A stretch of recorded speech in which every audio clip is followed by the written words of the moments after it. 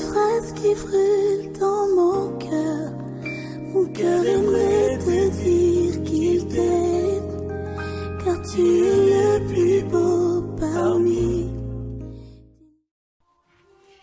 J'espère que vous allez bien. Moi, je vais super bien. C'est la forme par la grâce de Dieu.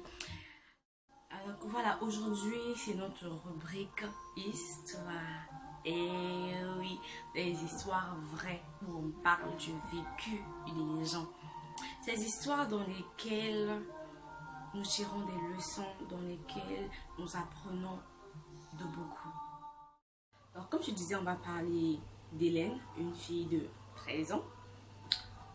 Qui vient d'une famille, on va dire, nombreuse, parce qu'Hélène elle a 8 sœurs, donc c'est la 7e de sa famille. Et vous connaissez les familles africaines où bon, la maman fait appel à sa petite sœur, le papa fait appel à son neveu et tout et tout. Donc voilà quoi, donc on va dire que c'est quand même une famille nombreuse. Et vu qu'elle est en 7e position, elle a des grandes sœurs. Et les grandes sœurs avec la puberté, vous savez ce qui se passe. Voilà. Et puis, voilà, son papa, en voyant comment ses sœurs géraient leur puberté, n'a pas voulu qu'Hélène reste avec eux, de peur qu'Hélène suive le même chemin. Parce que Hélène, on va dire, est une fille qui travaille quand même bien à l'école, qui a de bonnes notes, une fille polie, une fille qui a de l'avenir et tout. Donc, son papa ne veut pas que ce qui est arrivé à ses sœurs puisse arriver à Hélène. Du coup, on va dire comment il s'entretient, il parle avec sa femme.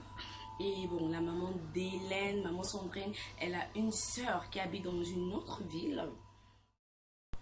Donc voilà, maman Sandrine qui a sa sœur, maman Grace dans une autre ville. Maman Grace dans sa maison, elle a un petit garçon. Et puis elle a le neveu de son mari aussi qui habite là-bas.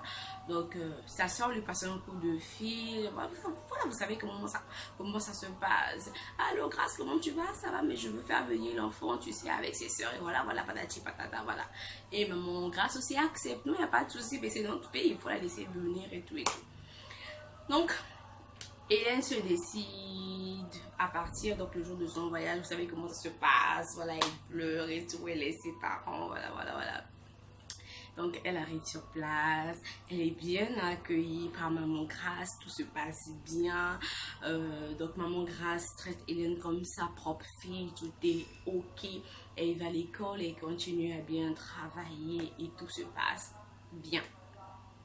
Jusqu'à ce que maman Sandrine se discute avec sa sœur, maman Grace. La discussion prend vraiment de l'ampleur et les deux décident de ne plus se parler. Donc, une fois dans la nuit, maman Grace décide d'envoyer Hélène chez une amie aller récupérer quelque chose. Donc, elle envoie Hélène aller à pied, mais c'était dans un autre quartier, mais le quartier n'était pas si loin que ça.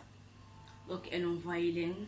Hélène, vu qu'il faisait tard, elle a eu peur en fait de partir toute seule. Donc elle va voir sa copine et demande à sa copine de l'accompagner pour aller récupérer le colis. Et voilà, en allant avec sa copine, en arrivant sur place, elle toque, la copine de maman Grace ouvre la porte. Et Hélène dit que bonsoir maman, c'est maman qui m'a envoyé venir chercher le colis et tout et tout. Mais la maman s'étonne, la copine de maman Grace s'étonne. Elle dit mais elle a déjà envoyé le neveu de son mari venir chercher la chose. Et il est même venu en taxi, le taxi l'attendait. Mais pourquoi elle t'a encore envoyé? Hélène ne comprend rien. Donc Hélène et sa copine prennent le chemin du retour. Et en arrivant à la maison, maman Grace se fâche. Elle commence à taper Hélène avec le balai. Elle tape Hélène avec le balai, elle tape Hélène avec le balai, elle tape Hélène avec le balai. Bon, Hélène, c'est une fille qui ne parle pas trop. C'est une fille qui n'est pas du genre, voilà, à appeler pour raconter ce qui se passe alors qu'elle a un téléphone.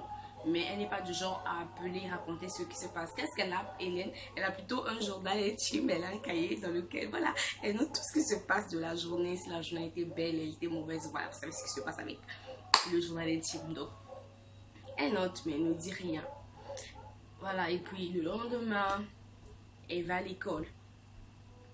Et quand elle va à l'école, maman Grâce en fait va voir ses amis et commence à raconter en fait des choses qui ne sont pas vraies à ses amis, en disant que ben voilà, j'ai ma soeur qui est dans cette ville et elle n'a que des filles et ces filles font du n'importe quoi, ces filles font une sale vie, voilà, elles font ci, elles font ci, elles font ci, elles font ça. Et elles ont décidé de m'envoyer une fille aussi. C'est une fille aussi qui mène maintenant une sale vie, qui va à gauche et à droite et qui fait du n'importe quoi. Alors que c'était pas vrai. À l'époque, Hélène avait 14 ans, elle était en 3e, elle ne connaissait même pas les hommes. Donc cette vie-là, on ne sait pas comment est-ce qu'elle pouvait mener cette vie vu qu'elle avait 14 ans et puis qu'elle était encore vierge. Et puis on va dire que même si bon, la puberté arrive souvent en classe de 3e et tout, mais Hélène c'est une fille qui savait se maîtriser. C'est vrai qu'elle était bavarde, elle était un peu pour à l'école, mais elle était intelligente et elle savait se maîtriser. Et en tout cas, les hommes, c'était pas encore dans la tête. Et le moment où Hélène vit un moment désagréable, c'est un jour... Hélène tombe malade, Hélène a atteint du palu, vous savez en Afrique, le palu, voilà, c'est fréquent chez nous. Donc, Hélène a le palu, Hélène tombe malade le premier jour, le deuxième, le troisième jour, voilà, Hélène commence à vomir. Et maman Grâce ne veut pas donner des produits à Hélène, sous prétexte que Hélène enceinte, elle a ramassé la grossesse, voilà, ce qu'elle disait était vrai, alors que la pauvre fille souffrait du palu. Donc, dans sa chambre, vu que Hélène ne dormait pas seule, elle dormait avec le neveu du mari. Donc, c'est le neveu, en fait, qui va voir l'oncle. Il va voir l'oncle, il va dire, ben non, la fille, elle est malade. Et c'est là où l'oncle, en rentrant du boulot, décide, en fait, de faire appel à Hélène au salon et de lui parler.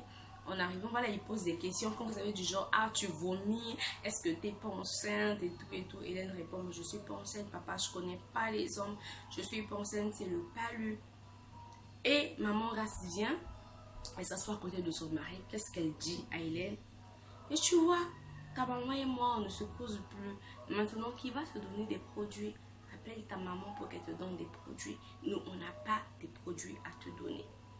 Vous voyez un peu une petite fille de 14 ans qui ne connaît pas les hommes, qui est malade chez vous, vous lui laissez d'abord pendant des jours. Moi je dis que c'est par la grâce de Dieu qu'elle n'a pas fait une crise, c'est par la grâce de Dieu qu'elle n'est pas morte, mais vous l'assistez dans sa maladie, vous n'allez même pas dans sa chambre pour lui demander comment est-ce qu'elle va, vous savez comment est-ce que le palu fatigue. Elle est dans sa chambre, elle n'arrive pas à l'école, elle vomit. Et pendant des jours, vous ne lui donnez aucun remède. Et maintenant que vous décidez de lui donner des produits, est-ce que vous avez besoin de lui raconter tout ça? C'est une fille de 14 ans. Oh là, on est où? Donc, et puis après, bon, il décide de soigner Hélène. Et puis Hélène guérit. Et après, vu que Bernice et sa soeur Grâce, Bernice la maman d'Hélène et sa soeur Grâce ne s'en donnaient pas toujours, donc voilà, la maman de Hélène, Bernice, décide de faire rentrer sa fille à la maison. Et Hélène ne savait pas encore le jour du voyage même. Sa maman Grâce lui annonce qu'elle part aujourd'hui. Donc Hélène n'a pas eu le temps de dire au revoir à ses amis.